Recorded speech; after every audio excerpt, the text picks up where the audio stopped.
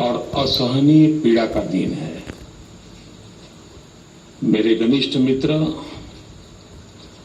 और जापान के पूर्व प्रधानमंत्री श्री शिंजो आबे अब हमारे बीच नहीं रहे हैं।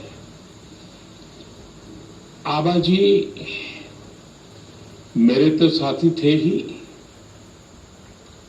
वो भारत के भी उतने ही विश्वसनीय दोस्त थे।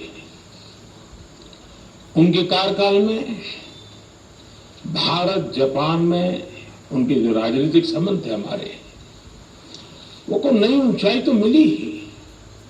हमने दोनों देशों की साझी विरासत से जुड़े रिश्तों को भी खूब आगे बढ़ाया। आज भारत के विकास की जो गति है, जापान के सहयोग से हमारे यहां जो कार्य हो रहे हैं, इनके जरिए शिंजो आबे जी भारत के जनमन में सालों तक बसे रहेंगे।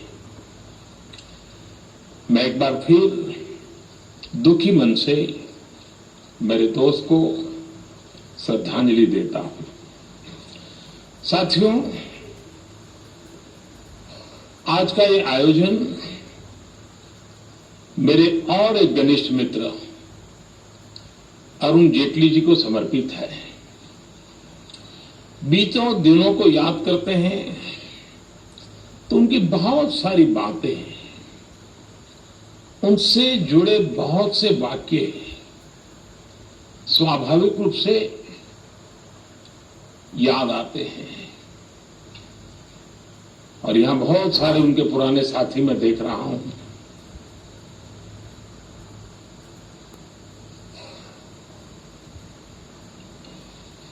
उनकी ऑरेटरी हम सब उसके कायल थे और उनके वन लाइनर लंबे अरसे तक हवा में गूंजते रहते थे। उनका व्यक्तित्व विविधता से भरा था और उनका स्वभाव सर्वमित्र वाला था। यहां जितने भी लोग दिखते हैं, हर एक की अलग अलग दुनिया है, लेकिन सब अरुण के मित्र थे। ये अरुण के सर्वमित्र की विशेषता थी और उनके व्यक्तित्व की इस खूबी को सभी आज भी याद करते हैं और हर कोई अरुण की कमी महसूस करता है।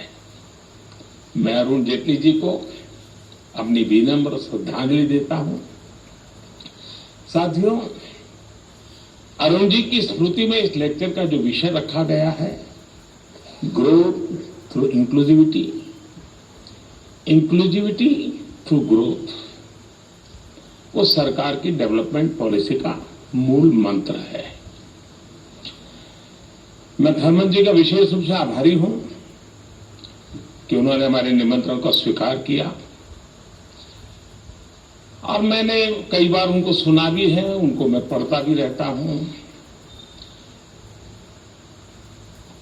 उनकी बातों में, उनके अध्ययन में, वो सिर्फ भारत में ही बोलते हैं तब नहीं, दुनिया के अन्य देशों में भी जब जाते हैं तो काफी रिसर्च करते हैं। लोकल टच उनकी हर एकेडमिक थिंकिंग में, उनकी फिलॉसफी में बहुत सटीक तरीके से वो उसको नीट करते हैं। आज भी हम सब ने अनुभव किया, बहुत ही अच्छे ढंग से उन्होंने वैश्विक परिस्थिति से लेकर के हमारे देश के बच्चों तक हमें ले आए। मैं उनका बहुत आभारी हूं, उन्होंने समय निकाला। साथियों, जिस विषय पे यहां चर्चा हो रही है, जिस विषय को लेकर के आज अरुण जेटली व्याख्यान माला का हमारा प्रारंभ हुआ है, अगर मैं इसी को सरल भाषा में कहूं तो एक प्रकार से ये थीम, मेरी सीधी सादी भाषा में मैं कहूंगा, सबका साथ सबका विकास। लेकिन इसके साथ ही इस लेक्चर की थीम आज के पॉलिसी मेकर्स के सामने आ रही चुनौतियां और दुविधाओं को भी कैप्चर करती है। मैं आप सभी से एक प्रश्न पूछना चाहता हूं, क्या बिना इंक्लूजन के सही ग्रोथ संभव है?